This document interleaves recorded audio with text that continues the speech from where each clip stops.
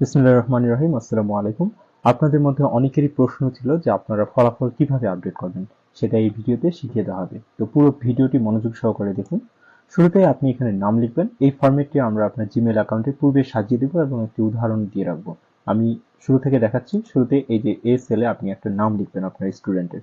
ধরে নিন আমাদের একটা স্টুডেন্টের নাম হচ্ছে আচ্ছা, এটা বাংলায় লিখতে পারেন অথবা ইংরেজিতেও লিখতে পারেন। আমি ইংলিশে লিখে দেখাচ্ছি। ধরুন একজন স্টুডেন্টের নাম হচ্ছে রানা। এরপরে তার বাবার নাম লিখবেন। আমরা ধরে নিলাম তার বাবার নাম হচ্ছে আব্দুর রহিম। আব্দুর রহিম। এরপর হচ্ছে আপনার স্টুডেন্টের যে ইউনিক রোল রয়েছে সেটাই আমাদের সি সেলে দিতে হবে। আমরা ধরে নিলাম ষষ্ঠ শ্রেণীর শিক্ষার্থী। তো ষষ্ঠ শ্রেণীর শিক্ষার্থীর জন্য আপনি রোল দিতে পারেন এমন যে সে 2026 সাল, অতএব আমরা 10-26 একটা ইউনিক কোড ব্যবহার করলাম। 27 সাল হলে 10-27 আমরা ব্যবহার করব। এখন সে যেহেতু ক্লাস 6 এ পড়ে, এজন্য আমরা তার রোল দিব 601। এভাবে ক্লাস 6 এর সবাইকে 601 600 দিয়ে আপনি সিরিয়াল মেনটেন করবেন। তার ক্লাস হচ্ছে 6, আমরা এটা লিখেও দিতে পারি অথবা ইংলিশেও শুধু 6 দিয়ে দিতে পারি, লেটারে সোজা কথা, অর্থাৎ সংখ্যায়। এরপরে তার এক্সাম টাইপ। এখন এক্সাম টাইপ খুবই গুরুত্বপূর্ণ জিনিস। এখানে ভুল করলে রেজাল্ট ভুল আসবে। তো এইখানে আপনি উইকলি, যদি উইকলি এক্সাম হয় উইকলি দিয়ে একটা ড্যাশ দিয়ে 01 দিবেন। এখন উইকলি 1 হলে 1 দিবেন, যদি উইকলি 2 হতো তাহলে 02 দিবেন, উইকলি 3 হলে 03, এভাবে যেকোনো একটা মেনটেন করবেন। আমি 1 রাখলাম এখানে। এরপরে তার সাবজেক্ট। এখন ধরেন যে উইকলি এক্সাম 1 এ তার বাংলা সাবজেক্ট ছিল, বাংলা সিলেক্ট করলেন। অনেকের কোচিং সেন্টার আছে যে বা স্কুলে উইকলি এক্সামগুলোতে সাধারণত তাদের কোনো সাবজেক্ট থাকে না, সেক্ষেত্রে আপনি সাবজেক্টে কোনো কিছু ব্যবহার না করলেও চলবে, এখানে ফাঁকা রাখলেন, এটা আপনাদের ইচ্ছা। এরপর অবিডিয়েন্ট নাম্বার, মানে সে পেয়েছে কত। আমরা ধরে নিলাম যে 50 মার্কের একটা এক্সাম হয়েছিল। এই শিক্ষার্থী 100 মার্কের এক্সাম কল্পনা করুন, এই শিক্ষার্থী ধরেন পেয়েছে এখানে 87। এরপর হাইয়েস্ট নম্বর ধরেন ছিল 97, ঠিক আছে। টোটাল নম্বর মানে কত মার্কের পরীক্ষা হয়েছে, পরীক্ষা হয়েছিল 100 নম্বরের। এখন গ্রেডিং সিস্টেমটা অটোমেটিক্যালি আসবে, একটা সূত্রটা আমি জেনারেট করে দিব, যাতে এখানে আমি ম্যানুয়ালি লিখে দিলাম এ প্লাস। এরপরে ধরুন যে একই শিক্ষার্থী উইকলি এক্সামে ধরেন যে দুইটা সাবজেক্টের পরীক্ষা ছিল, একটা বাংলা এবং একটা ইংলিশ। সেক্ষেত্রে আমরা কি করব? সেক্ষেত্রে ভাই আপনাকে আর নতুন করে তার নাম এবং বাবার নাম নিতে হবে না, শুধুমাত্র রোল নিলেই হয়ে যাবে। রোল নিয়ে পরবর্তীতে বাকি কাজ করলে হবে। এখানে আপনি তার রোলটা আবার দিবেন। চাইলে আপনি যে এইভাবে করে কপি করে নিতে পারেন। দেখুন আমি কিভাবে কপি করছি। এভাবে করে কপি করে বসিয়ে দিতে পারেন। এই যে উইকলি 1 উঠে গেল, এখানে বাংলার জায়গায় আপনি চেঞ্জ করে ইংলিশ করলেন। হ্যাঁ, বাংলার জায়গায় চেঞ্জ করে ইংলিশ দিলেন। এখন অবিডিয়েন্ট নম্বর তার কত, ধরেন যে এটা পেয়েছিল 85, আর হাইয়েস্ট নম্বর ধরে এখানে ধরেন যে এখানে চেঞ্জ ছিল, হাইয়েস্ট নম্বর ধরেন এখানে ছিল 90। এভাবে আপনি পরিবর্তন করতে পারেন, ঠিক আছে। এখন যখন আপনি রেজাল্ট দেখবেন, যেমন আপনাকে একটা এক্সাম্পল আমি এখন দেখাবো, 10-26-601। এর যদি এখন আমরা ফলাফলে যাই, এই যে আমরা এখানে রোল লিখবো। একটা মজার বিষয় হচ্ছে আমি এখানে রেজাল্টটা আপডেট করছি, এখানে আমার কোনো কাজ নাই, জাস্ট এভাবে আপডেট করে দিয়েছি। এরপর আমি রেজাল্টের লিঙ্কে যাই, যদি তার রোলটা লিখি 10-26-601, তারপরে যে উইকলি এখানে সিলেক্ট করাই আছে এবং আমরা এক্সাম 1 দিছিলাম, 1 কিন্তু অটোমেটিক্যালি আমাদের আগে থেকে সিলেক্ট করাই ছিল। তো ফলাফল দেখুন, যদি ক্লিক করি দেখুন এখন একটু জাস্ট লোড নিচ্ছে। এই যে দেখেন তার কিন্তু ফলাফল শো করে ফেলছে। দেখ আমি স্ক্রিন ভিডিওটা একটু সাইড থেকে করছি, ওই জন্য ডান সাইডটা একটু কাটা দেখাচ্ছে এই সাইডে। হ্যাঁ, দেখুন তার নাম রানা, রোল চলে এসেছে 6। বাবার নাম, আমরা কিন্তু বাবার নাম তার একবারই ব্যবহার করছি। এখানে দেখেন বাবার নাম, তারপর তার নাম কিন্তু আমরা প্রথমবার ব্যবহার করছি, তারপর কিন্তু ব্যবহার করিনি। মজার বিষয় হচ্ছে শ্রেণীটাও যদি আপনি আর ব্যবহার করতে না চান তাও চলবে। জাস্ট রোল দিয়ে এরপরে রেজাল্ট আপডেট করবেন, হয়ে যাবে। আজীবন শুধু রোলটা দিলেই হয়ে যাবে, আর কোনো কিছু দিতে হবে না। বাকিগুলো কিন্তু অটোমেটিক্যালি আসবে, ঠিক আছে। এই যে দেখতে পাচ্ছেন যে সে বাংলায় পেয়েছে 87, হ্যাঁ, মোট নম্বর ছিল 100 এবং সর্বোচ্চ বাংলায় ছিল 97 এবং তার গ্রেড এ প্লাস। এছাড়া এখানে যে জেপিজি, পিডিএফ ইত্যাদি প্রিন্ট করার সুযোগ আছে। এবার আসি অন্যগুলোতে। ধরেন যে এবার উইকলি এক্সাম 2 এর রেজাল্ট আপনি দিতে যাচ্ছেন, সেক্ষেত্রে আবার কি করবেন, শুধুমাত্র স্টুডেন্টের রোলটা লিখুন। রোল হচ্ছে কত ছিল, 10-26-601। এখন কিন্তু শ্রেণী দেওয়ার প্রয়োজন নাই, কারণ এটা অটোমেটিক্যালি ট্র্যাক হবে। এবার আপনি উইকলি বা সেমিস্টার ধরেন দিতে চাচ্ছেন, তাহলে এখানে আপনি সেমিস্টার লিখুন। সেমিস্টার বানানটা যে ভুল করে দেবে না, সেমিস্টার, এটা আমি একবার কিন্তু ডেমো লিখে দিব। সেমিস্টার কত, সেমিস্টার 1 ধরেন, তো সেমিস্টার 1 সিলেক্ট করলেন। তারপর এখানে সাবজেক্ট দিবেন, ধরেন সেমিস্টার 1 এ কেমিস্ট্রি এক্সাম ছিল, তো কেমিস্ট্রি দিলেন। সে পেয়েছিলেন ধরেন 79, তারপরে হাইয়েস্ট নম্বর ছিল 85 এবং পরীক্ষা হয়েছে 100 নম্বরের, এবং এখানে গ্রেড তার কিন্তু এ হবে। এটা যেহেতু অটোমেটিক্যালি জেনারেট হবে আর সূত্র দিয়ে, চাইলে আপনারা সূত্রগুলো একটা লিস্ট আমি দিব, নিজের একবার শিখে ফেলবেন এক্সেলের কাজ, তাহলেই হয়ে যাবে। এখন দেখেন 10-26-601 দিয়ে যদি আমরা সেমিস্টার 1 আমরা এখানে সিলেক্ট করি, ওকে, আবার সার্চ করে নিয়ে গেলাম, তার রোল দিলাম 10-26-601।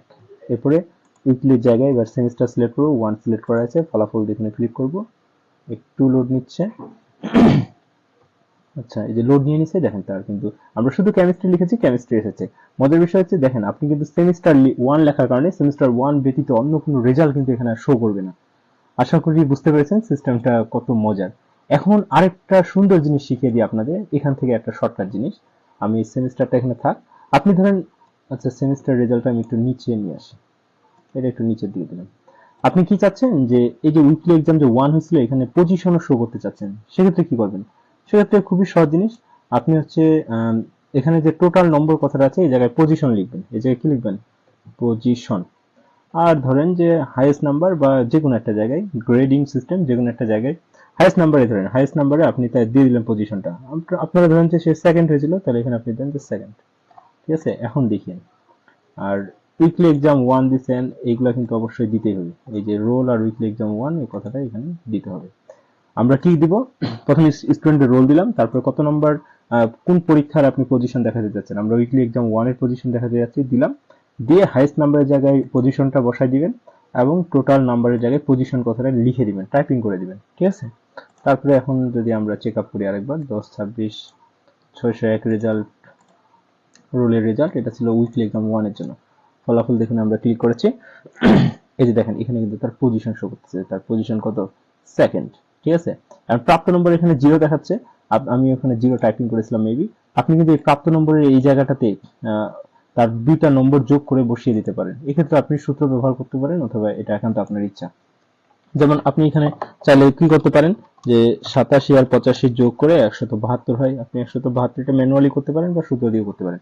172 বসিয়ে দিন। এই যে দেখেন, আমি কিন্তু এখানে কোনো কিচ্ছু চাপি নিয়ে সরাসরি রেজাল্টে যাব, আবার সার্চ করুন, যায় 10-26-601, 601 দিব, উইকলি 1 to 1 সিলেক্ট করা আছে, ক্লিক করব। এই যে দেখেন, তার কিন্তু পজিশন এবং প্রাপ্ত নম্বর টোটালটা এখানে শো করলো। এখন বিষয়ের জায়গায় যদি লেখেন যে মোট প্রাপ্ত নম্বর, তাহলে কিন্তু এই জায়গাটাতে যে মোট প্রাপ্ত নম্বর কথাটা উঠবে। বুঝতে পারছেন? এই কাজটা কিন্তু খুব সহজে আরো করা যায়।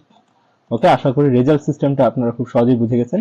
এখন এখানে যেগুলো ভুল করলে রেজাল্ট আসবে না, সেটা হচ্ছে এই যে উইকলি বানানগুলো এবং হচ্ছে ড্যাশ দিয়ে 01 ইত্যাদি যদি ঠিকঠাক মতো না দেন, তাহলে কিন্তু আপনার ফলাফল হচ্ছে শো করবে না।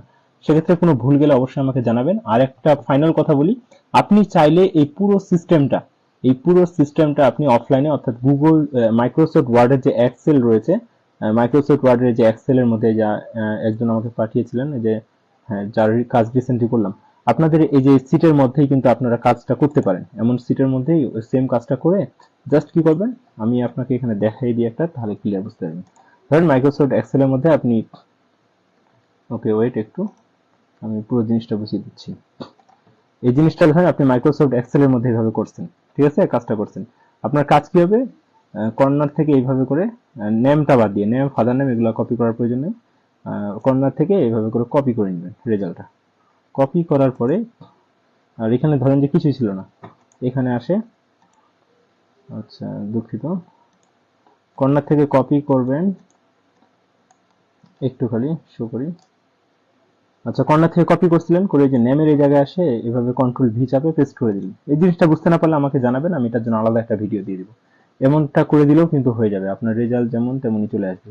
আর সর্বশেষ কথা হচ্ছে, আপনারা যদি এই রেজাল্ট সিস্টেমটা নিজেরা আপডেট করতে না পারেন বা করতে ঝামেলা মনে হয়, সেক্ষেত্রে আমাদের টিমের দ্বারাই করিয়ে নিতে পারবেন। তো সেক্ষেত্রে একটা ছোট চার্জের জাস্ট প্রযোজ্য হবে, যেমন 20 জন স্টুডেন্টের জন্য আমরা 100 টাকা চার্জ করি, যে প্রতিটা পরীক্ষার রেজাল্ট আপডেটের জন্য। আর এরপরে স্টুডেন্ট বাড়লে ধীরে ধীরে এটা ফিটা কমে আসে।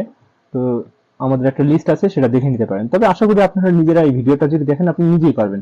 এটা এই কস্ট করে আমাদের কাছ থেকে সুবিধা নেওয়ার কোনো প্রয়োজন পড়বে না।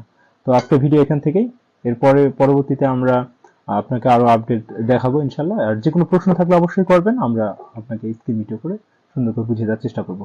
আর লাস্ট কথা, অনেকেই বলে যে ভাই এখানে মোট কতগুলো রেজাল্ট দেওয়া যাবে। তো গুগল সিটের লিমিট হচ্ছে 1 কোটি, বুঝতে পারছেন, অর্থাৎ 10 মিলিয়ন লিমিট আছে।